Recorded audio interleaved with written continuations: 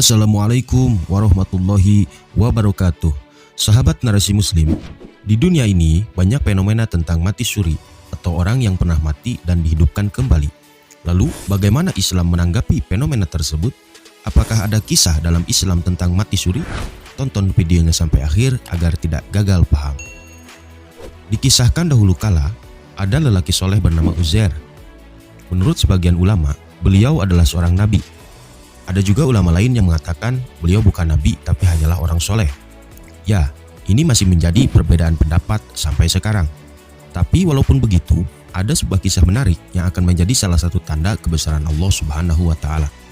Sebagaimana disebutkan oleh Imam Ibnu Katsir dalam kitabnya Al-Bidayah wan Nihayah, Nabiullah Uzair hidup di tengah-tengah kalangan Bani Israel sepeninggal Nabi Sulaiman alaihissalam. Pada suatu hari, ketika beliau sedang menunggangi keledai, lalu melintas di sebuah negeri yang hancur lebur akibat peperangan. Negeri tersebut adalah Baitul Maqdis atau yang sekarang dikenal sebagai Palestina. Kehancuran negeri tersebut akibat serangan dari Raja Bukhtun Nasir dengan pasukannya. Penduduknya semua dibunuh, sehingga negeri itu tampak sepi dan hancur berantakan. Nabiullah Uzair melintasi bangunan-bangunan yang telah hancur berkeping-keping. Kemudian di suatu tempat, ia berhenti sambil merenungkan mengapa kondisi itu bisa terjadi. Padahal sebelumnya negeri tersebut sangatlah makmur, ramai dan penuh dengan pemandangan yang indah. Karena negeri tersebut dibangun pada zaman Nabi Sulaiman alaihissalam. Seketika itu terbersit dalam hatinya berkata, bagaimana Allah akan menghidupkan kampung ini setelah ia mati?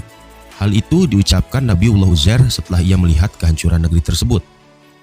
Karena Allah Subhanahu wa Ta'ala Maha mendengar dan Maha mengetahui apa yang diucapkan dalam hati Nabiullah Uzair tersebut, seketika itu Allah menyuruh malaikat maut untuk mencabut nyawanya dan mematikannya selama 100 tahun atau genap 1 abad lamanya. Ia benar-benar mati dan tidak mengetahui apapun yang terjadi di sekelilingnya. Waktu terus berlalu, berbagai kejadian pun terjadi di tengah-tengah Bani Israel, hingga ketika genap usia kematiannya 100 tahun, kemudian Allah menghidupkannya kembali. Organ pertama yang Allah hidupkan adalah matanya, agar ia bisa melihat sekaligus menyaksikan kebesaran Allah Subhanahu wa Ta'ala yang telah menghidupkannya kembali. Kemudian semua anggota badannya pun Allah bangkitkan kembali, dan Allah pun bertanya kepadanya melalui perantara malaikat. Berapa lama kau tinggal di sini? Tanya malaikat. Uzair pun menjawab, 1 atau setengah hari, karena yang ia rasakan adalah tertidur selama 1 atau setengah hari. Bukan, bahkan engkau telah tinggal di sini selama 100 tahun lamanya.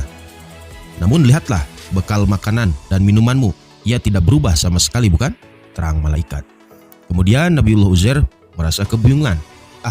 Mana mungkin aku tinggal di sini dalam waktu yang sangat lama, sementara makanan bekalku masih saja utuh. Ia pun bergumam. Engkau tak percaya atas apa yang kukatakan? Sekarang coba engkau lihat keledai tungganganmu itu, tegas malaikat. Ternyata ia dapati keledainya telah hancur lebur, tulang belulangnya berserakan. Maka atas izin Allah Subhanahu wa Ta'ala, malaikat pun membangkitkan keledainya kembali. Dan kini dengan mata kepalanya sendiri, Nabiullah Uzair benar-benar menyaksikan kekuasaan Allah yang begitu sempurna. Tulang belulang yang berserakan itu pun bersatu, sedikit demi sedikit menuju awalnya, hingga kemudian daging-daging pun mulai menyelimutinya. Dan akhirnya ditiupkanlah ruh padanya, dan keledai itu pun hidup kembali. Setelah menyaksikan apa yang ia lihat, ia pun berikrar, sungguh aku yakin bahwa Allah Maha mampu melakukan segala sesuatu, ucap Nabiullah Uzair. Kejadian ini telah Allah abadikan di dalam firman-Nya, sesungguhnya kamu telah tinggal di sini selama 100 tahun. Lihatlah kepada makanan dan minumanmu yang belum berubah, dan lihatlah kepada keledai kamu yang telah menjadi tulang belulang. Kami akan menjadikanmu tanda kekuasaan kami bagi manusia, dan lihatlah kepada tulang belulang keledai itu. Kemudian kami menyusunnya kembali, kemudian kami membalutnya dengan daging. Maka tatkala telah nyata kepadanya bagaimana Allah menghidupkan yang telah mati, ia pun berkata, aku yakin bahwa Allah Maha Kuasa atas segala sesuatu. Quran Surah Al-Baqarah ayat 259. Setelah yakin dan percaya atas kekuasaan Allah Subhanahu wa Ta'ala, lalu Nabiullah Uzair menaiki keledainya kembali dan berniat kembali pulang ke negeri atau kampung halamannya untuk berdakwah dan menyeru Bani Israel agar beriman kepada Allah Subhanahu wa Ta'ala. Setibanya di kampung, ketika melewati orang-orang, Ternyata mereka tidak mengenalinya lagi. Ia pun mendatangi rumahnya yang dulu dan di sana ada seorang wanita buta yang berusia sekitar 120 tahun. Sebagaimana dikisahkan oleh Imam Ibnu Katsir saat Nabiullah Uzair meninggalkan kaumnya, wanita tua itu berusia 20 tahun dan sebelumnya mengenal Uzair dengan baik. "Wahai ibu, apakah ini rumah Uzair?" tanya Nabiullah Uzair. Wanita tua itu membenarkannya dan menangis. Sebab selama 100 tahun tak ada orang yang menyapa apalagi mendatanginya. Uzair pun memperkenalkan dirinya dan menceritakan tentang kematiannya selama 100 tahun. Wanita tua itu tak mempercayainya begitu saja. Namun, Nabiullah Uzair adalah seorang yang mustajab doanya. Dan dia senantiasa mendoakan orang yang sakit dan tertimpa musibah untuk diberikan kesehatan dan kesembuhan. "Berdoalah kepada Allah agar mengembalikan penglihatanku, sehingga aku bisa mengenalimu," pinta wanita tua tersebut. Akhirnya, Nabiullah Uzair berdoa untuk kesembuhan wanita tua itu. Ia kemudian mengusapkan kedua tangannya ke mata wanita tua itu.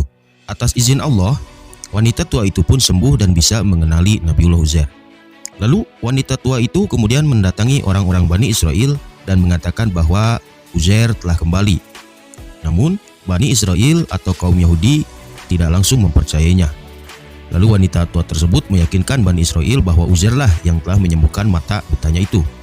Anaknya pun ikut meyakinkan dengan cara mengenali Uzair dari tanda hitam yang ada di antara kedua pundaknya. Bani Israel pun akhirnya meminta Uzair untuk membacakan kitab Taurat, sebab di antara mereka sudah tidak ada lagi yang paham tentang isi kitab Taurat, karena dahulu telah dibakar oleh Raja Bukhtun Nasir yang telah memporak-porandakan negeri beserta penduduknya tersebut.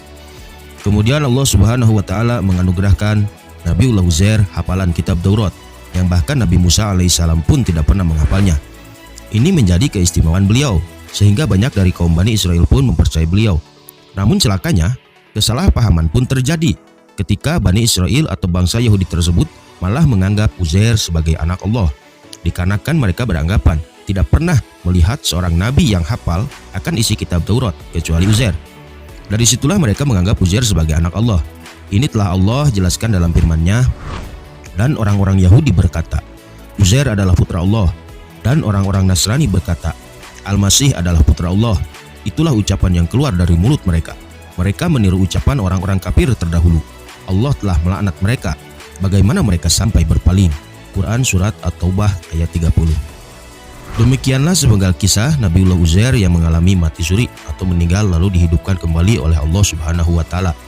Ini menjadi pelajaran bagi kita bahwa fenomena mati suri merupakan salah satu tanda kebesaran Allah Subhanahu wa Ta'ala.